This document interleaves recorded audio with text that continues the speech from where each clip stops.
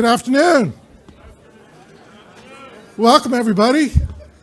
Good to see you. If you're not in your seats, if you could take a moment to please have a seat. If you have a cell phone, if you could take a second to silence it for the next 90 minutes, we would greatly appreciate it.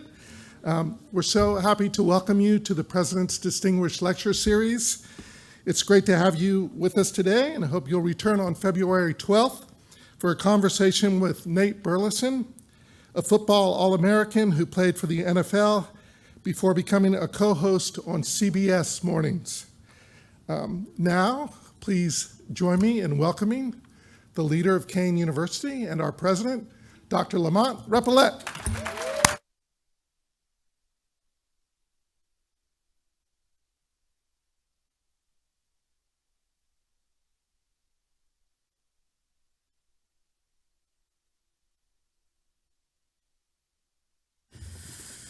Good afternoon, everyone. I'm looking around here. I see my athletes in the house. So today was a special treat and a gift for you. I see, look at that, Alex Abetta. He's from Queen. We from Queens? I'm sorry, he's from Harlem. So, we have a lot of folks in New York City, from Nueva York, around this house here. So, but good afternoon, everyone, and welcome to the President's Distinguished Lecture Series here at Kean University. This series brings influential leaders and change makers to our campus to share insights, challenge our thinking, and inspire our community. Today, I am especially proud to be here with all of you as we welcome Mark A. Tatum, Deputy Commissioner and Chief Operating Officer of the NBA to Kean. Let's give him a round of applause. Mark will offer us an inside look at the NBA's global reach and share lessons from his own leadership journey, one of the most influential sports organizations in the world. Hearing from a leader like Mark is especially meaningful to me because basketball has played a role in my own journey. I've coached it, I've played it, and I still think I got a Kel-Bop. I still think I got a decent jump shot. But Mandrell won't agree. He won't agree, right, Mandrell? But more than that, though, the game has taught me about leadership, discipline, and how to work as a team. These are lessons that stick with us long after the final buzzer, and they are the same lessons we pass on to our students here at Kean.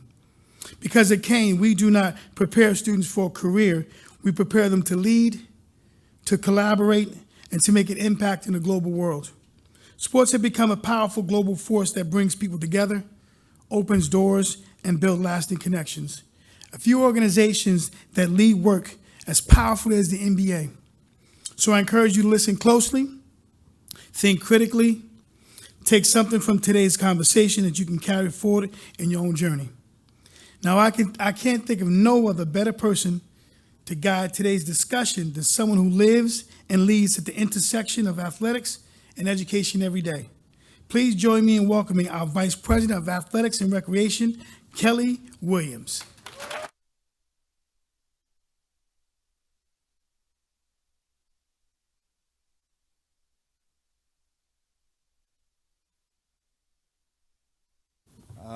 Wow. Good afternoon, everyone. So excited to be here today, and just for my students, staff, faculty, to spend some time with Mark Tatum. But I'm just going to give you a little background on Mark and why I'm so excited that he's here today. And he could be any other place right now, probably in 20 or 30 different meetings and doing something with the NBA, but he is here with our students, faculty, and staff. So I'm just going to share a little bit about Mark. Mark A. Tatum, Deputy Commissioner and Chief Operating Officer, National Basketball Association, was appointed NBA Deputy Commissioner and Chief Operating Officer on February 1st, 2014, following unanimous approval by the NBA Board of Governors. Tatum, who joined the NBA in 1999, is responsible for the NBA's global business and league operations, including international strategy, partnerships, events, team business, grassroots, and elite basketball development and communications. Prior to joining the NBA, Tatum worked for Major League Baseball in corporate sponsorship, Pepsi-Cola Company in their sports marketing department, the Clorox Company as regional sales manager, and Procter & Gamble in sales and management. Tatum sits on numerous boards, including General Motors, USA Basketball, the International Basketball Federation, the Naismith Basketball Hall of Fame, LA 2028 Summer Olympics, and Harvard Business School Board of Dean's Advisors. He also serves on the boards of NBA China, NBA Africa, and the NBA Social Justice Coalition, in addition to serving as the president of the NBA Foundation. He is a board member and former chair of the Harvard Business School Club of New York, and a member of the Executive Leadership Council, a national organization that empowers African American corporate leaders to make impactful contributions. Tatum received a BS in Business Management from Cornell University and an MBA from Harvard University. Kean University, let's please give Mark Tatum one Kean University applause for sure.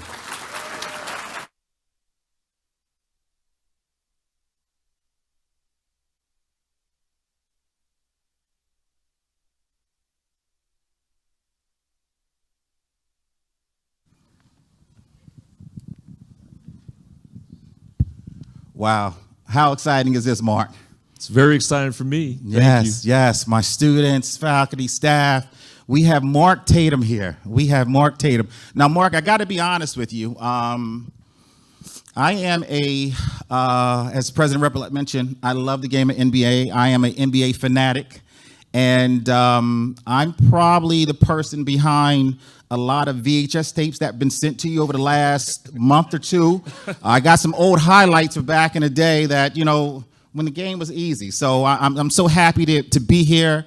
Every June I sit and I wonder if you're going to ever say my name or so, you know, I'm excited. So I'm thankful that you're here. And as you can understand, just all the little things that have come about and all that you do, we're so thankful.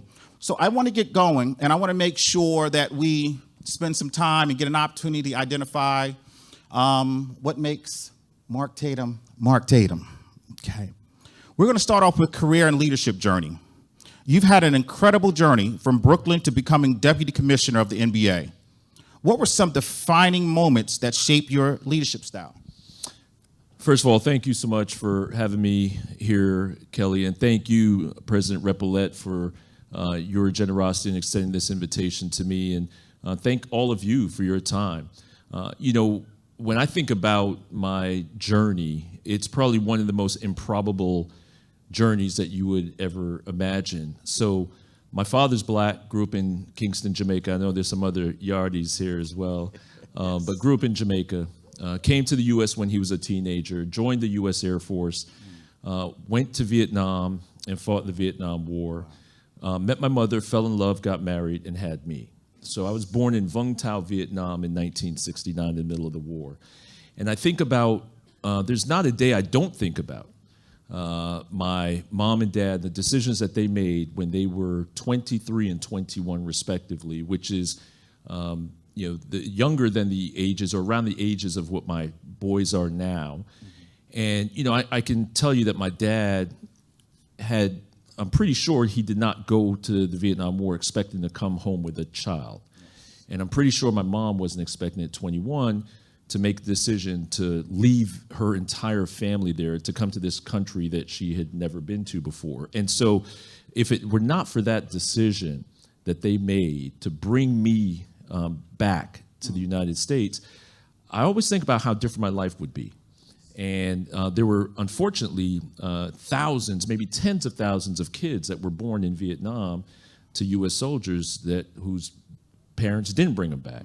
And again, my life would be very, very different. So for me, it's that perspective that I have. And again, not a day goes by where I don't think about and I don't appreciate that decision that they made and the boldness that they made. In the boldness of that decision that they made, which really affected my life. And so they focused on education. I'm here with one of my classmates she and I went to PS 181 together in Brooklyn, New York. Yes. And my parents still live across the street from PS 181. But I went to elementary school, PS 181, IS 227, Brooklyn, New York, and then Brooklyn Tech High School. I played baseball growing up. Yes. And I love the game of baseball. I ended up playing at college at Cornell. And, when I think about the lessons that I've learned in terms of leadership, I've learned about adversity. President Repollet talked about the lessons that sports teaches you. And that is, dealing with diversity. It's being a good teammate. It is discipline and all those. I know there's a bunch of athletes here as well. You all know that. You all know that in order to take the field, in order to take the pitch, in order to take, the court, that you have to work hard at your craft and you have to put in the time. And I think those leadership lessons are the same lessons I apply to work now. You're going to deal with adversity in the job. How to overcome that adversity is key. You're going to have to work with lots of other people and build consensus. How to be a good teammate is key. So those are lessons I learned from my coaches, from my teammates, and from my managers when I first entered into the workforce. So I take those with me wherever I go. I would say that my ultimate management style and leadership style is treat people how you want to be treated. I've had managers that, they made me feel like I could walk on water. And I've had managers that, were really, really tough managers. And I learned from both of them. I learned what to do and the things that I appreciated from those managers. And I learned the things I shouldn't do. And I think those, over the course of my career, I've been able to take the best of everything that I've worked with and everyone that I've worked with and applied that to my own leadership style. Excellent, excellent. And by all means, thank your father for his service. We truly appreciate everything. So please, a round of applause for his father. Yes.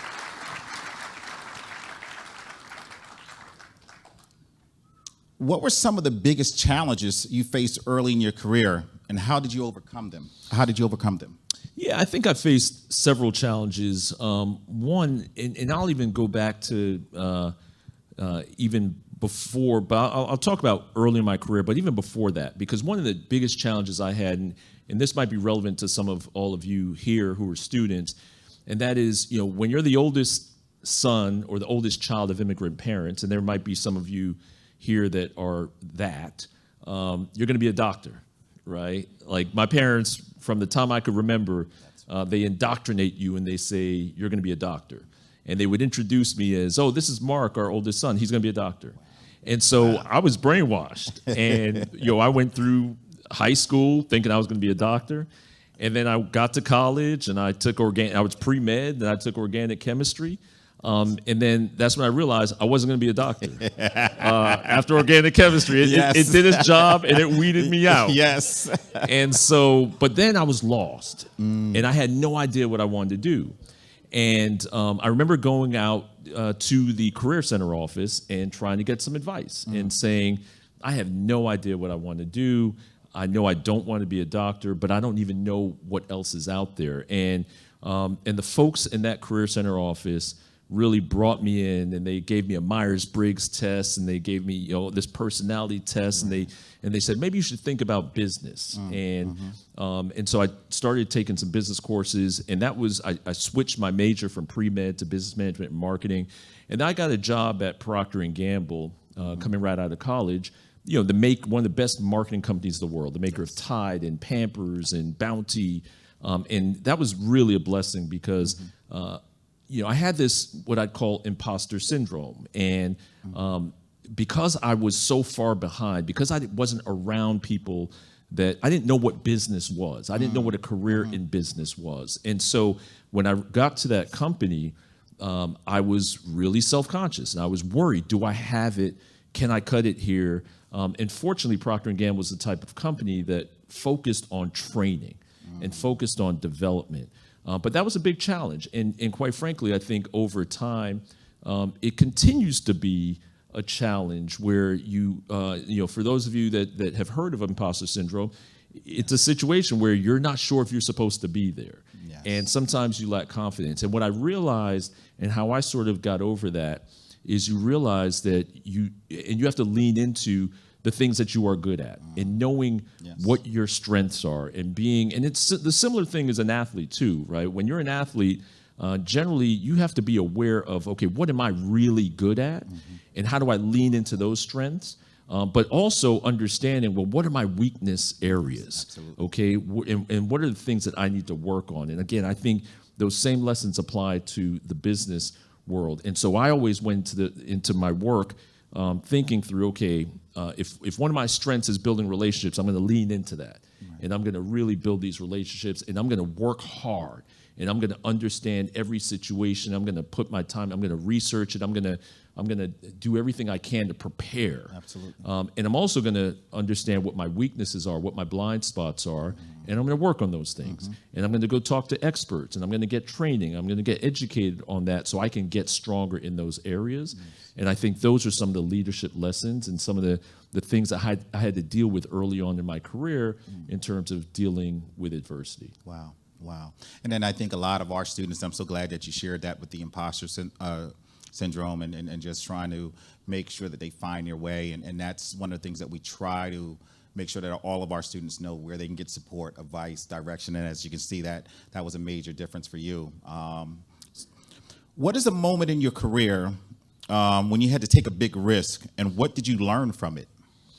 Yeah, I think there were a couple of moments where I had to take a big risk. Number one is, when I came out of college, I worked at Procter & Gamble, and then I worked at Clorox. And, it's interesting how I realized I wanted to get into the business of sports was in 1994, the World Cup of Soccer. That was the last time the World Cup of Soccer was actually in the United States. And it was just so happened that Procter & Gamble was a sponsor of that World Cup. And maybe it's because I played college baseball, but I got selected as one of the people to bring that sponsorship to life. So remember, at this point, I was new in business. This thing called sports marketing was not the big $1 trillion business that it is today. It was still very much you had to know somebody to get into the business of sports. But it was in that 1994 where this light bulb went off, and I said, wow, I want to get into the business of sports. And that's when I decided to go to Clorox, and I decided to go back to business school and get a job in sports. But the big decision I had to make was working for Clorox, doing very well there, moving along the track, and then I said, is this what I want to do for the rest of my life? But I had that bug for sports, and so one of the biggest decisions I had to make was getting off of that track that I was on to go pursue this other thing that I was interested in. And that's when I decided to go back to business school. And it was a big risk at the time because, again, I was doing well. I was the youngest region sales manager at the time that Clorox had ever hired. I was making six figures. I had a company car, and I was on this fast track. But I made that decision to go back to business school because I sort of said, hey, I don't have a passion for this. I like it. I'm earning a good living, but I want to do something I'm passionate about. And that's when I decided to go pursue my career in sports. The other big decision I made was at Major League Baseball. So I come out of Harvard Business School, and I get a job at Major League Baseball. Here I was, a college baseball player. I thought I'd died and gone to heaven. There it is, right? Right? I was like, I'm never going to have to update my resume again. Yes. This is it. And so a year into that role, the NBA was coming out of a lockout, the 98-99 lockout. And by the way, the Knicks were in the finals that year and lost to San Antonio in that shortened season. But during the lockout, the NBA lost a lot of people. But I talked to people at the NBA when I was at business school, but they weren't hiring because they were in the middle of a lockout. So a year later, they're starting to come out of the lockout, and they're looking to replace the people that they lost. And I got a phone call. And I remember I'd always loved basketball. When you grow up in Brooklyn, New York, you have no choice. You have no choice. Right. You love basketball. And I'd always admired the NBA. And so, again, I had to make a big decision at that time. Do I leave Major League Baseball to go work for the NBA, even though I knew baseball, I knew it well, and I decided that was a risk that I was going to take. And it turned out to be a pretty good choice. Not pretty good, it's great. great. and that was 26 years ago. And so I think those are two critical moments in my career of decisions, and probably the Clorox, leaving that company, leaving that security, to go back. I didn't know if I would ever get a job in sports, but I knew I wanted to pursue my dream. I wanted to pursue my passion. and I decided it was worth that risk to do it. Absolutely. Wow, that's great. No, that's great. You talked about the risk and you weighed out all your options as far as making that decision. If you don't mind, can you share a couple of mentors that kind of help you with those decisions and kind of help you get to that point? Yeah, I've had a bunch of mentors in my life. Again, my parents were my most important role models.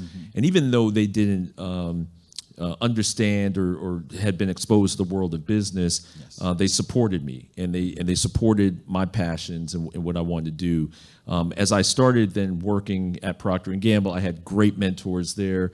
A guy named Russ Dunham, who to this day I still stay in touch with.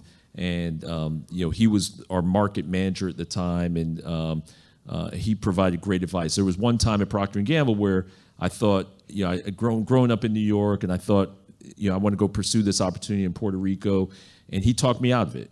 And the reason he talked me out of it, he said, you've got much to learn, but you got to learn it here first before you go out. He said, you'll have other opportunities to go work in a place like Puerto Rico, but right now in this stage of your development, you want to learn, be here in the core. You want to get that exposure, and then a few years down the road, go apply that somewhere else. So he sort of saved me from that decision, if you will, and has been a great mentor. I had mentors at the Clorox company, who again, one who I just spoke to over the weekend, and I stay in touch with, and then throughout my career at Procter & Gamble, people like John Rice, who is the head of MLT, Management Leadership for Tomorrow. Some of the students here, if you don't know them, go check them out. I mean, they're an incredible organization, but he was a mentor of mine. People like Steve Mills, who was at the NBA and then was the president of Madison Square Garden, another incredible brother. So I've had the fortune of having some great people looking out for me and providing advice and counsel. One of the things I always encourage, particularly young people like you here, is to build a personal board of advisors. So any major decision that you're going to make, you want to be able to lean on a group of advisors and personal board of advisors that can give you some counsel, some things to think about, some good advice. And I've been blessed and fortunate to be able to have that group of people for most of my career. And it can change at different stages. But I think always having a sounding board to bounce things off of is critical. Oh, that's great. No, that's great. And once again, those mentors play such a major role in young people's lives. And whenever you can have an opportunity to pull somebody up or help them with their direction, is no better feeling than that. And I know that you're probably doing the same as well in your space.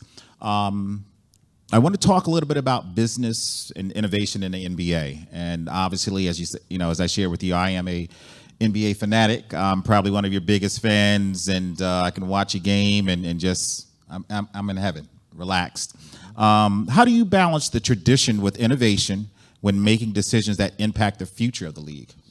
Yeah, I think it's a great question. I think, it's particularly in today's world, the pace of change is such where if you're not innovating every single day, you fall behind.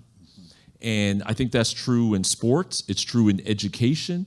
It's true everywhere, right? So innovating is not a luxury. It's a necessity because of what's happening in technology, what's happening in globalization, what's happening with competition. And so we take that point of view. And it's interesting because sometimes in sports, it's easy, and you see many sports organizations, because we actually don't have sort of a natural competitor. I remember when I worked at Pepsi, we woke up every morning thinking, what's Coke doing? Coke doing, absolutely, okay? yes. Seriously, yes. When I worked at Procter & Gamble, we woke up every morning thinking about what's Kimberly-Clark doing, what's Unilever doing, okay? So when you have competition, it forces you to innovate. But at the NBA, there is no top-tier professional basketball league. Sure, there's the NFL, there's baseball, there's other sports, but they're not coming right at us, right? And so it gets a little bit easier, quite frankly, for us to get complacent. Yes. But what we do is we remind ourselves of that every single day, and we listen to the fan. We listen to the customer. We listen to our players. We listen to our stakeholders. We listen to the media. We don't always, agree with the things that the media or the fans or our players are saying, but we listen. And I think that's critical, because if you listen, okay, good ideas can come from that. Absolutely. And I'll give you a couple of examples. Yes, One is please. the All-Star game. The All-Star game has been a little bit flat. It's been a little bit less competitive than we would like. And so, this year, one of the things that was carrying a lot of momentum, given the presence of our international players. We have a record 135 international players right now, close to 30% of the league from 43 different countries. And we've been hearing this idea of USA versus the world, USA versus the world. Right. And this year is the right time to do that. So we announced that we're going to do a USA versus the world All-Star game format. Some people like that, right? Clap, yes. Thank you.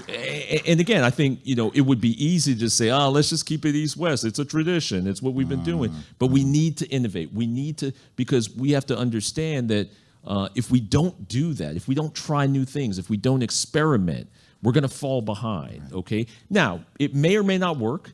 And if it doesn't work, we're okay with that. We'll do something else. I'll tell you another example, the NBA Cup, which is taking place right now. Many of you may be following the NBA Cup. But that came out of a small insight in a conversation that we had with our players, with our general managers, and our fans, where some of the research said, it's a long season, right? We all know it's a long season. And at the end of that season, there's one champion. So there's one winner and 29 cities, 29 teams, 29. They feel like they've lost, right? And we started looking at, because of the exposure that we get to global sports, we spent a lot of time in Europe. And we looked at their model, and they have multiple opportunities for their teams to win, right? So if you're in the Premier League, you can win the Premier League, you can win the FA Cup, you can win the Champions League, right? So some teams can actually win multiple trophies in a year. And we said, well, why can't that work for the NBA? Absolutely. Why can't we create more opportunities for fans to celebrate a championship, for teams and players to celebrate a championship? And we started getting to work on this idea of the NBA Cup to create another championship within the season. And some people were skeptical, including some of our players, some of our stakeholders, but we did the work. And we said, you know what, we're not afraid to try it. We're going to try it. And we were prepared, if it were to be a big failure, we were prepared to stop doing it. But that's what you have to have, the courage and the leadership and the conviction to try new things and to step out into traffic. Very similar to, again, when I said, look, I could stay on this track of staying and working at Clorox, but I want to pursue this. And if it fails, it fails. You got to have faith that it will work out. And I think we have a leadership team that believes in that, and we have the support to go out and do that. And I think once you start getting those successes, then you start building a little bit more confidence that, okay, we can do this. It's okay, and not everything works out. Absolutely. We started a G League Ignite. We did it at the time. We thought it made sense, but when it stopped working and the landscape changed, we pivoted from it, right? So it's okay to experiment. It's okay to try new things, but you have to have a culture that encourages that. Absolutely. And with that Commissioner's Cup, being a Sixers fan, and I'm looking for any championship that I possibly can get. So if it's early in the season, I'm going to celebrate. So as you said, by all means, the fans, the players, they have something to grow on. And just taking a step back, even with Indiana Pacers last year and their run, a lot of that attention came in the NBA Cup and in the Commissioner's Cup, where you were following, hey, listen, that team looks good. So, by all means, that was something that has caught our attention. And it also puts us in a mind where basketball is being shown to us earlier, because at this time you're looking at the other sports, right? You got baseball wrapping up, and then you also have football in its height. So by all means, just a great move. Thank you. Yeah, that was a key insight, right? One of the key insights that we had was when fans were thinking about the season, because it was so long, they would say, okay, opening week, we'll watch opening week. Then we'll come back around to the NBA around Christmas Day. And then, okay, after Christmas Day, then we'll watch during the playoffs. And our attendance actually went down in November because people were focused on college football and NFL. And what we realized with the Cup is, if you give people competitive games of consequence in November, they will watch. Absolutely. And they will come and buy tickets. So our attendance now, since the Cup has gone up in November, our viewership has gone up in November and December. And we're creating a tradition now where, a big part of it too is how we marketed it, right? We made the decision to change the courts on NBA Cup. So that we wanted people, the fans, to know that, okay, when you turn on the TV and you see, or your streaming device, and you see the court, you go, oh, that's different. This is a Cup game. Yes. Right? So it was a signaling to our fans and our players that this is different. And it's really worked, and it's really helped our business and drive our business during a time where there was usually a lull. Wow, that's beautiful. Yes, job well done. How do you foster a culture of innovation within such a large organization? Yeah, I think it's sort of what we talked about in terms of making it okay, encouraging it. We have a program called the Launchpad. We have innovation summits where we encourage ideas to come from anyone within the organization, and we reward them and we celebrate them. And and again, we do have this innovation project where we basically send out to the entire organization, hey, come with your best ideas, and then from those ideas we actually choose 2 or 3 of them as finalists of things that we're going to pursue. And one of the things, for example, was NFTs. One of our employees was well ahead on these NFTs and blockchain technology, and we started getting into it as a result of that innovation platform that we had. And so those are the kinds of things that I think you have to do as an organization to encourage it, celebrate it, and reward it, and then you start building a culture around that. Beautiful. No, that's beautiful. I want to move and talk a little bit about global strategy and expansion. And the NBA has really, for me, really taken the lead, and it seems like a lot of the other sports organizations kind of follow that particular path with the growth. Can you tell us about the success and impact of the Basketball Africa League, and why was that a priority for the league? Yeah, I'll start broadly with our focus on international, and then I'll talk specifically about Africa and whatever other region you want to talk about. Sure. We're fortunate that there are 2 global sports in essence, truly global sports. One is soccer, and the other is basketball. Yes. And what a lot of people forget, particularly in this country, is that less than 5% of the world's population is in the United States. That means that 95% plus of the world's population is outside of the United States. And in most of those countries around the world, basketball is either number 1 or number 2. Basketball was founded by Dr. James Naismith, who happened to be a Canadian. Yes, indeed. In Springfield, Massachusetts. He was passing through at YMCA in Springfield, Massachusetts, and he was a Christian missionary. And he taught the missionaries he told the missionaries and taught the missionaries the game. And as the Christian missionaries went out around the world, they taught the game of basketball. Wow. So China has been playing basketball for 130 years, okay? The game, so a couple of years after it was founded in 1891, they were playing basketball in China. And the first Olympic Games that featured basketball was Berlin in 1936. China had a team.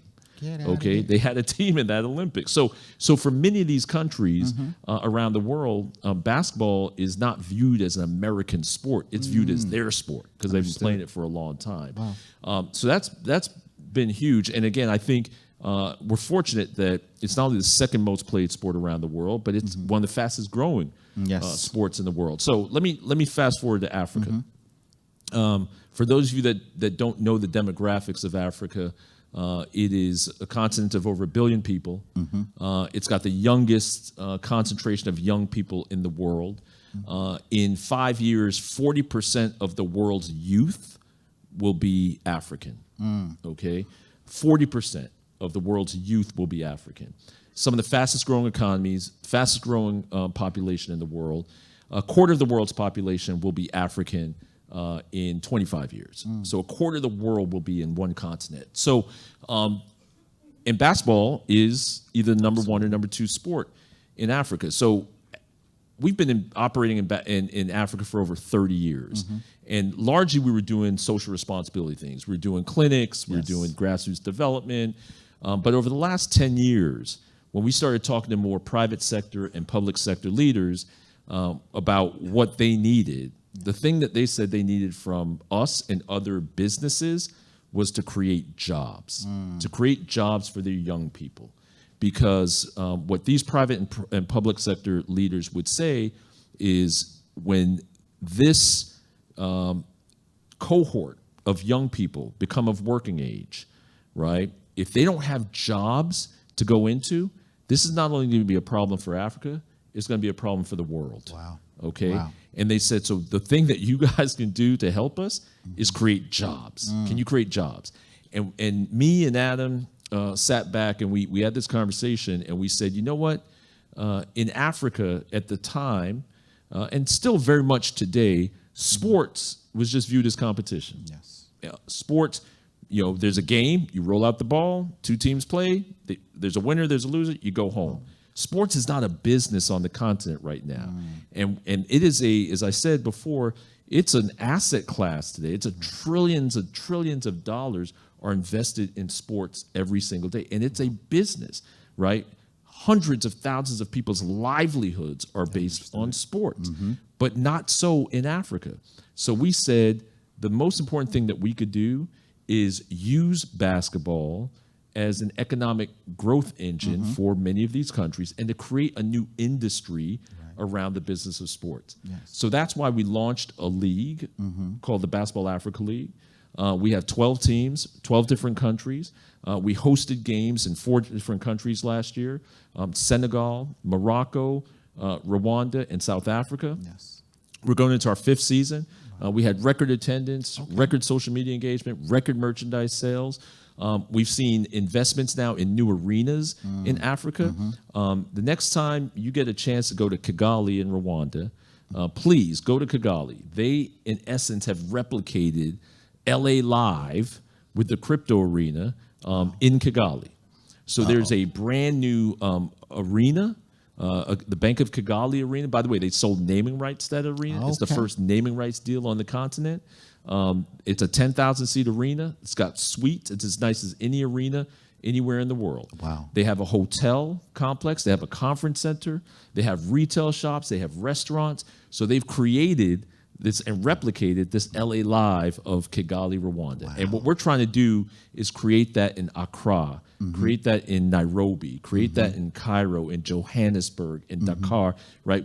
We're trying to recreate those complexes because it's so far in the 5 years, we've created nearly 40,000 jobs as a result of the BAL and contributed some $250 million in GDP to Africa, and we're just scratching the surface. Right. 10 years from now, that GDP number will be in the trillions of dollars, and the jobs will be in the hundreds of thousands of jobs. So that's what we're doing in Africa, and that's why it's so important to us. Wow, that is unbelievable.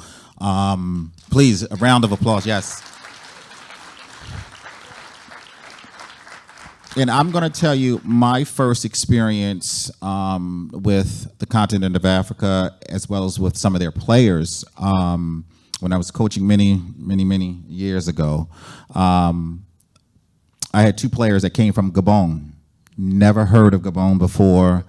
And what I was so impressed was that their drive and their commitment to get over here and wanting to just be a part of the game of basketball. So to be able to now know where Gabon is and to be able to have players, that goes a long way. But the other part that you talked about, and one of the things that I'm so excited, and I've been around the game for a long time, but one of the most exciting moments of my career was that we had the opportunity here at Kean University to travel over to South Africa with our Travel Learn, and President Repollet leading that charge. And we made our way over to Johannesburg and spent some time at the NBA headquarters in Johannesburg. And we did a clinic with the with the province or the township of Alexandria. And Mark, when I tell you, that was probably one of the most heartwarming experiences, just to see how those young boys and young girls just lit up when they saw us, and just the game of basketball, and just knowing that the NBA was behind it, and it was just, once again, one of those moments that you'll take forever. So unbelievable work. No, thank you so much. And again, one of the things that I'm so proud of is how we literally affect and impact lives, and not only the lessons that we're teaching and through the game of basketball, but literally impacting lives. And I think by creating this economic opportunity around the game of basketball, it is going to create more opportunities for more players from that continent, and more people who are focused on the business of sports and making a living around the business of sports. I mean, you talk about the talent on the continent. It is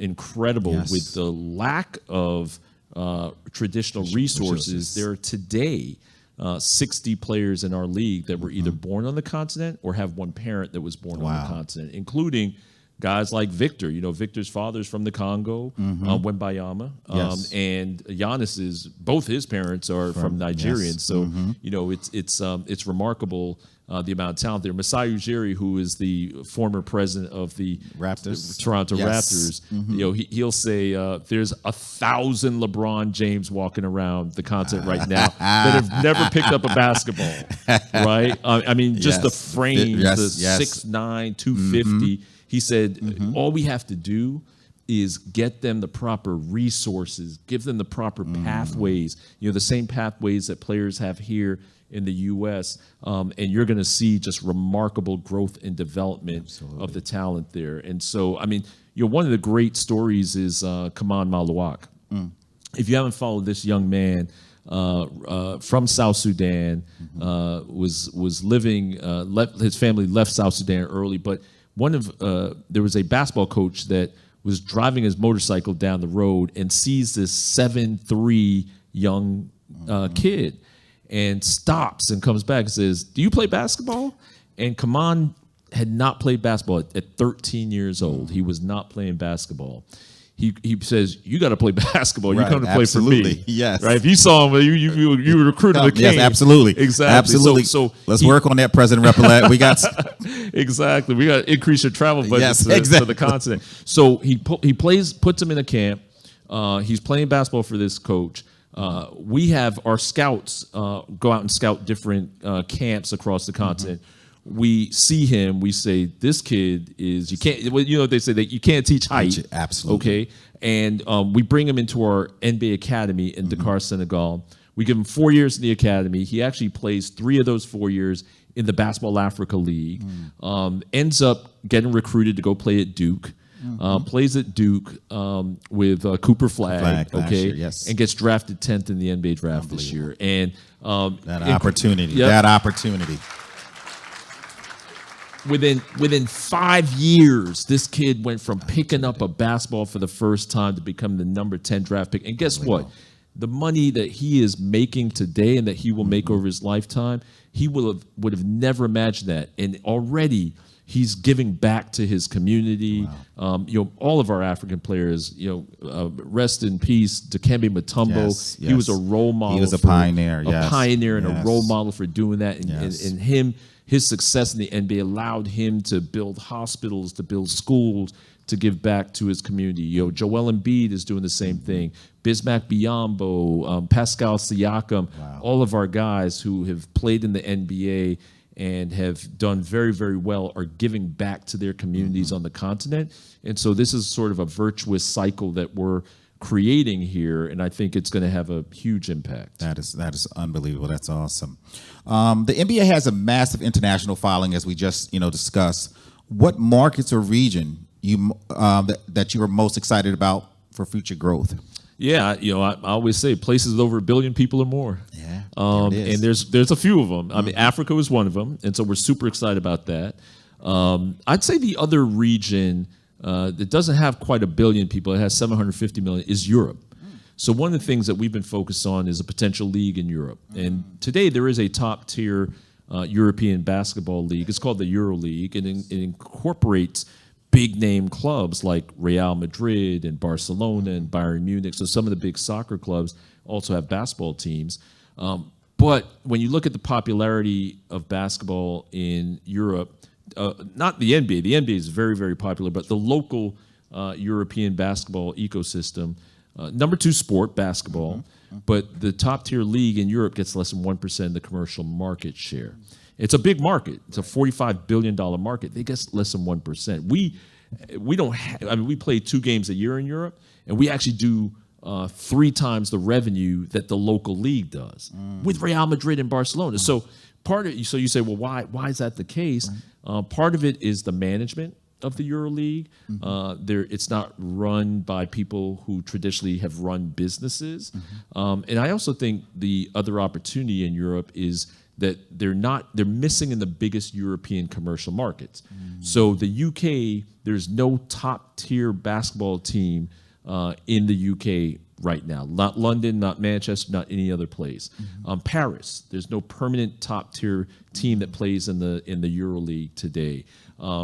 Same goes for Rome. Same goes for Berlin. So it's missing in some of the biggest commercial markets. Therefore, the TV partners or the media partners and the sponsors don't want to pay big money because they're missing in the biggest commercial market. So what we're going to do is we're going to go out and we're going to launch a new league, a top tier league in Europe, focusing on the 5 biggest countries and 2 teams per those markets. So Spain, Italy, France, Germany, and the UK. Go out and sell those franchises and start operating a league in Europe. And I think there'll be a combination of some of the existing clubs that play for the EuroLeague, but then also some new clubs as well. And it could be clubs that are big soccer clubs that don't have a basketball team, like PSG in Paris. They don't have a basketball team. Best, most popular soccer team in France, but they don't have a basketball team. Or Manchester City. Manchester, again, they owned by the Emiratis. They have a tremendously successful football team or soccer team, but they don't have a basketball team, and they built a new arena there. So I think it'll be a combination of existing clubs, new clubs, and that's what we're looking to do. Excellent. We're just going to walk in and kind of talk a little bit about future of sports and entertainment a little bit, and you kind of touch base on that as well. What do you think the NBA will look like 10 years from now in terms of fans, technology, or even global presence? Yeah, I think sports in general will get more digital and it'll get more global. And I think what the digital portion looks like, you're starting to see some of it now through our new partnerships with Amazon Prime and Peacock and ESPN is an existing partner that rolled over. But I think you're going to see more personalization. You're going to see more customization. We're going to get, and they're going to get more information on your preferences and who your favorite team, who your favorite players are. There's going to be different camera angles. There's going to be different languages that if you want to listen to it in your native tongue, you can do that. I mean, our games are already broadcast in 50 different languages in 200 plus countries and territories around the world. But there will be, I think, not too far from now with the use of AI, not only 50 languages, but any language. Any one of your dialects that you want to listen to a game in, you'll have the access to be able to do that. If you're interested in sports betting, I think there'll be opportunities for you to have a stream that will allow you to do that. If you're not, you can watch a screen that will have nothing to do with sports betting. So I think that's going to be one of the changes, is that hyper personalization and customization. And obviously we talked a lot about the globalization. I mean, we're very global. We have 16 offices around the world right now. But you can look at other sports like the NFL, and everyone, I think, is trying to become more global. Absolutely. And I think that's what the future of sports is going to look like 10 years from now. Wow.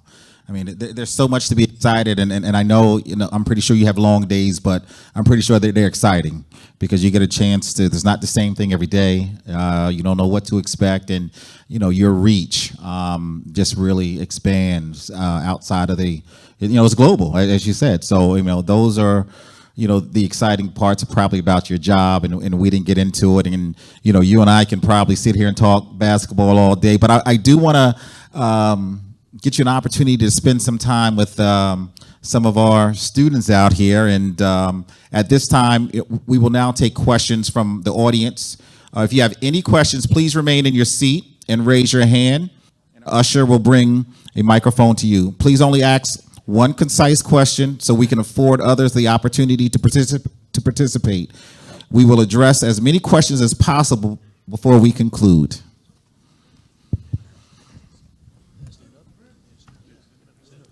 Questions? Who is the greatest basketball player of all time? Wow. That is the unanswerable question, of course. I mean, I love the debate, though, right? I think obviously there's a bunch of Michael Jordan fans, and MJ. there's a bunch of LeBron James fans out there. Oh, see. Bill Russell. You have to put up Kobe. How many Kobe fans yes. out there? No, but I think that's the great thing about sports is that those debates of who the greatest player has ever been. I will tell you this: I don't think anyone would dispute that for person to person, the quality of the competition in today's NBA is better than it ever has been. I mean, there's the amount of talent and quality players in our league today.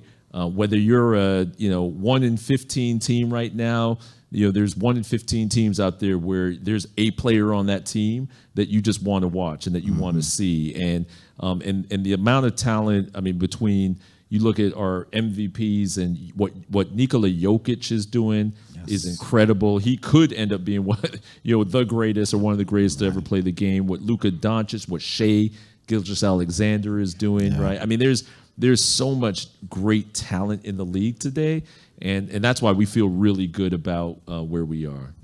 Yes. You like how I didn't answer the question? Nice. What else? All right, how you doing? I just had a question. Do you guys have any plans for things like expansion in the future for teams like Seattle and things like that? It's a great question. And yes, we've talked about it. There's been some news on that. I would say what we're doing right now is going through the process of analyzing whether or not it makes sense to expand. And, you would go, oh, okay, like what are the considerations there? I think when you think about the NBA and the business model of the NBA right now, think of all the 30 owners as partners, and today they own 1/30 of the whole pie. And when you bring on new partners, right, you basically in perpetuity have to then start splitting the pie 32 ways instead of 30. And so what you have to look at is adding those 1 or 2 incremental teams going to make the pie bigger? Because if it makes the pie bigger and you could split it 32 ways, then it makes sense. If it's not going to make the pie bigger, and now you got the same pie, but you're splitting it 32 ways instead of 30, it doesn't make sense. So we're going through that analysis right now to figure out if it makes sense to expand or not. And we haven't put a time frame on it, but we are going through the analysis now. Yes. Any other questions? Hi, what advice would you give to students who are aspiring to careers in global sports management or business leadership? It's a great question. And again, I remember I was in your shoes at one point and wondering the same thing. How do I get a job in sports? I'd say there's a couple of things that you could do. One is, understand what opportunities there are in sports. I think sometimes, I know this happened to me too, you just think about the most obvious ones, right? I could work for a team, I could work for a league. But there are so many other opportunities in sports, and many of those opportunities are tangential to sports, but can really be helpful in building your expertise and building your relationships in sports. So as an example, I don't know how many people have thought about a consumer packaged goods company like Pepsi that had a sports marketing group. And that's how I sort of got my first internship and exposure to, or Procter & Gamble. when they become a sponsor of the World Cup, right? And Procter & Gamble hires a lot more people than the NFL or Major League Baseball or the NBA. So think about a Nike, right? Nike and Adidas, right? Those brands are endemic to sports, and they hire more people, particularly young people coming out of college. So what I would suggest is that you try to build a functional expertise. Be really, really good at something. Be the best marketer you could be. Be the best finance person you could be. Be the best HR person you could be, because those are skills that will be transferable to sports. You know, when we go out and we look to hire marketing people, we go recruit at Procter & Gamble and Coca-Cola and Pepsi, because we want the best marketing people, and or we want the best HR people, we want the best finance people. So build your functional expertise. And then the other thing I would say is, once you build that expertise, you really refine your story, because you're selling yourself, and you have to be in the right place at the right time to get a job in sports. So you really try to make that connection between your personal experiences, what makes you unique, what you can uniquely bring to the table, and then match that to and tie that to what the company is looking for. And that's how I leverage my experience playing college baseball at Major League Baseball. I worked for Procter & Gamble. I remember talking to the president of Major League Baseball, and I said, I know that you're trying to talk to companies about becoming a sponsor of Major League Baseball. Guess what? I worked at those companies. I speak their language. I know what they're looking for. I know how they measure their investments in sports, and I understand the game of baseball. So I'd be a good fit there, and he believed me, and that's how I got my first job. And then the last thing is build your network. The access that you get because of the president and his staff at Kean University, of people that you get to come here to engage with the students and the school. Tap into that and build your network, and treat it like a 4-credit, 5-credit course. It's not going to fall in your lap. I think you have to be persistent. At the same time, you have to be patient, right? I mean, when I first, in 1994 is when I first said I want to go into sports, and my first full-time job in sports was 4 years after that, right? And I ended up going back to business school, but I never lost sight of it. So I think you have to be patient, but you have to be persistent as well. Oh. Great answer. How's it going? I just had a question. In 10 years, do you think the NBA will still be on cable, or do you think it'll kind of all be moved towards streaming services? It's a great question. I think a lot of it will depend on the people in this room. It will depend on the fans. It will depend on where you all and where our fans are consuming content. And if our fans continue to consume content on cable, we'll continue to be on cable. I mean, clearly we've actually shifted now. All of our games this season for the first time are on a streaming service. Every single one. Through Amazon, through Peacock, through ESPN Direct-to-Consumer, and through our Direct-to-Consumer. So we know that this audience right here, very few of you probably have cable. Maybe your parents have it still. Exactly. Okay. Hey, listen, the streaming and tech part is getting kind of rough for me right now. I'm not very tech savvy, so but I'm following along. I'm getting there. Right. So our demographic still has cable, but this demographic, right? I've got a 24-year-old and a 22-year-old son. They couldn't tell you what channel ESPN was on, right? I mean, they have no idea, but they know how to consume and they know how to find NBA content. Yes. And I think so. I would say we'll follow the fan, and that is our goal: is to make it as accessible to as many fans as possible. And that's what we've done. By the way, as part of these new deals that we've done, these new 11-year deals, we've also put more games on free over-the-air broadcast networks, right? So you see this bifurcation where it's streaming, but then broadcast television. A lot of people still have access to ABC and CBS and NBC, and now more of our games are broadcast on broadcast TV. Last year we had about 15 games. This year we've more than quadrupled that. Wow. So between streaming and broadcast, that's where you're seeing us heavy up on our distribution of games. Yes. Another question out there.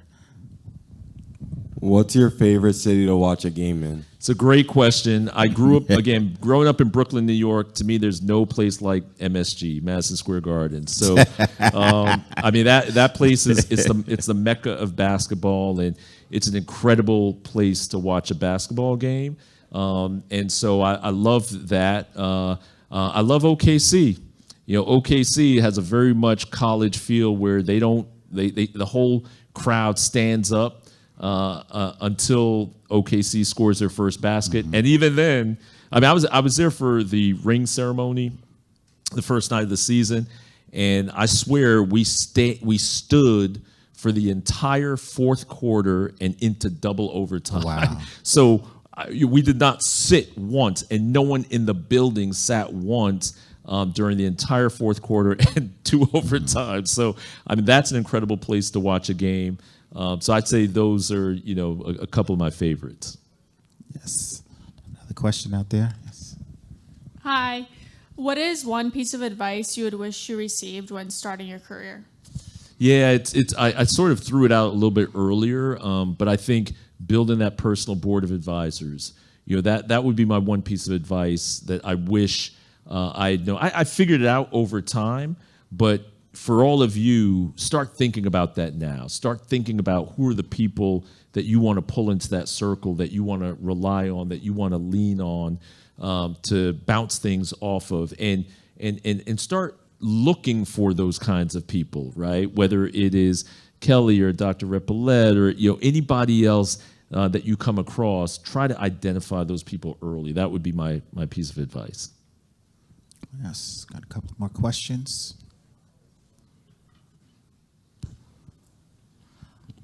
What the leadership lesson that you learned from playing sports? Oh, so many. One is, I think, dealing with adversity. You know, when I actually, at Cornell, I was a walk-on because my coach didn't recruit from Brooklyn, New York. He didn't recruit from the inner city. He only recruited from, I'd say, suburban, rural areas. And so I went in, I walked on, and tried out in my freshman year. I'm not making this up, I hit 500 in fall ball, and I didn't make an error. And he called me in his office. He goes, "Tatum, you had a pretty good fall." And I'm thinking, a pretty good fall? Pretty good. I hit 500 Right. and didn't make an error. And I was you know, Daily News All-Star Yes. in New York and all that. And so he said, you know, "Unfortunately, I've got commitments to other recruits. I don't have a spot for you, but come back out again next year, and I'll save you a spot." Came back out the next year, hit 550. Wow. Ended up lettering my sophomore year and junior year. But you know, but I took that. I could have taken it in a way where I just said, "Screw this, I'm done. I'm not doing this." But you know, you have to bounce back, and it was so disappointing to me to not be able to do that. But it actually opened up all these other doors for me that really set me on this course at Cornell to do well. And so I think dealing with adversity is one of the hardest things that sports will teach you. You know, by the way, you know, I realized it was my sophomore year we played against Cal Berkeley. They were ranked number 8 in the country at the time, and they were beating us 21-0. And I remember saying, "Wow, these guys play all year round. It's not fair." You know, in Ithaca, New York, we can't go outside till May, right? Because it's so cold. And it was their freshman team. And I recognized then that these guys had a shot of making the pros, and I didn't. So it teaches you humility, right? And I think you have to understand that there are levels, as you young people say, there are levels to this thing. And I think, you know, sports teaches you how to work hard and how to just get better, you know, all in the discipline. Right, those are all things that I learned playing sports that I applied to my everyday life today. So we have our baseball coach over there. I see Neil. Now, I hope 500 is good, and I don't know if that would put you on our, you know, put Mark on your team, or somebody just hitting 500. I hope you're looking out for your players more. Neil. So, and our baseball team, and I didn't get a chance, and I'm gonna just do a light little plug. Our baseball team went to the World Series last year, Division III, so they had an unbelievable season. And just today, yes, round of applause. And today, our women's volleyball team They won the championship on Saturday, and they will be heading up to Boston on Wednesday to take part in the NCAA. So, by all means. Amazing, amazing. Congratulations. My question is, how would you go about building a connection in the sports world and getting into that, especially as a young person now in this day and age with social media? Yeah, it's a great question. I mean, I would tap into LinkedIn. I would tap into Kean University, see what alumni are out there, and really be resourceful and think about, okay, who are the people in sports, and is there any way that you are connected to those people, right? I mean, I think even all of you are 1 degree of separation from me, because you know Kelly, you know Lamont, right? So you're 1 degree of separation from me, and I think there's probably so many other people out there that you may not recognize that you're 1 degree away from. And it's just a matter of, I think, putting in the time and doing a little bit of research and seeing, okay, where are the people in the organizations that you want to work for? Where are they from? Where they go to school? Who are they connected to? And finding ways to make that connection. I think, and again, I think with social media, it makes it so much easier now to identify, okay, where are those points of intersection that I could maybe tap into? Is there any plans for a 4-point line in the future? Whoa. The short answer is no. We've talked about it. We've looked at it. It's interesting on the statistics, and presumably that question is coming from the proliferation of 3-point shots. And there's no doubt that there are more 3-point shots taken. What's interesting is the amount of points or shots in the paint have remained consistent. So what has sort of gone away is the mid-range shot. And they're trading out not the in the paint shots for 3-point shots. Those percentage of shots have stayed the same. It's the mid-range shots. So those shots now are taken beyond the 3-point line. But our analytics team, our data and analytics team, they're constantly looking at the rules of the game. They're constantly looking at the shot mix. They're looking at scoring per game. We're looking at pace. We're looking at all those different key metrics and determining, are there things that we should be adjusting there? But the 4-point shot has been bantied around, but I'd say there's no serious consideration for that right now. I'm not saying that we'll never do it. Again, we have to be open to that. But I would say that the metrics right now don't point to a need to, implement a 4-point shot. Excellent. We have one more question. Would there ever be a one-on-one tournament in the All-Star game? It's been raised. It's a good question. That's been raised as well. We've talked to the players about it. I think some players have interest in it, some don't. And so again, we've thought about it. There's no immediate plans to do it. And I think that would be a conversation that we would continue to have with the Players Association. If that were something that they would get behind and they would really want to do, then we would support it. But we haven't heard that directly from them. Yep. One more question, President Repillette. Yes. Yes. If the president said there's one more question, there's one more question. Yes. How do you measure success individually and company success? Oh, wow. That's a great question. I mean, Yes. That's a great question. Our football team over there, yes. So individually, one of the things, I have my own goals, and my goals are consistent with the company goals. And the things that we measure at the company have to do with creating franchise value, valuation appreciation. So the value of our franchise is going up. We have revenue metrics. We have operating income metrics, right? So those are my goals are closely aligned with the goals of the company. We have fan engagement metrics, and so our viewership, our number of fans, growing our fan audience.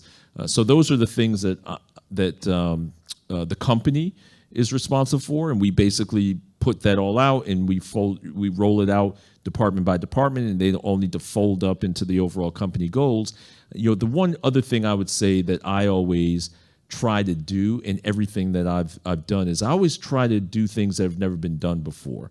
Because I think if you're able to do that, it shows that you're able to build consensus. It shows that you're able to have a vision and to have an impact, right? And so I'm very proud of being able to bring the first ever games to Africa, the first games to India, the first games to the Middle East, launching a league in Africa, looking at launching this league in Europe, right? Those are things that I think have outsized impact, and that's personally what I like to do, is try to do things that have never been done before. And I think if all of you can sort of do that, even while you're here. I met the young man who started the sports business club here. That's never been done before, right? That's something that he's going to be able to talk about going forward. And so, you don't have to be in my position to do that. You can start now. And I think that's one thing that I would encourage all of you to do, is think about how can you do something that no one's ever done before, because that would be a great talking point, and it's a great leadership lesson to be able to do that. That's awesome. A round of applause.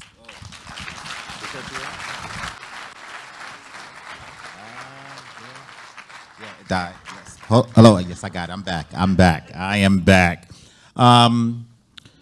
Once again, Mark, I want to say thank you. This really means the world to Kean University, you being here. And I also would like to thank you all for joining us today, either in person or via live stream. Unfortunately, that's all the time we have for questions today. But please make certain to reserve your tickets for our upcoming distinguished lecture with Nate Burleson on February 12th. Thank you again for being here. Cougars climb higher together. Thank you. Thanks, everybody. Good luck.